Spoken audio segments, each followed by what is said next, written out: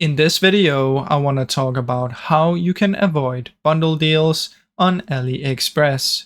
So there are currently two methods to do this. The first one is you can download an extension on Google Chrome, just search for AliExpress bundle, and you can check for them if there's one to skip them.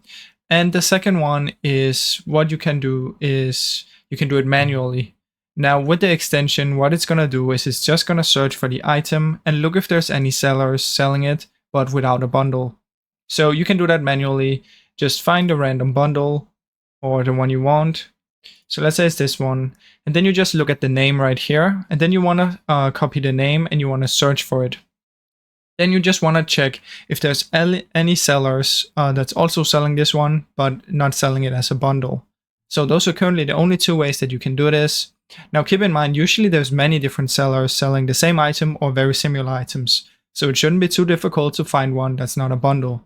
So that's basically how you can do it, guys. I hope you enjoyed this short video. If you did, please leave a like and subscribe, as it helps me out a ton.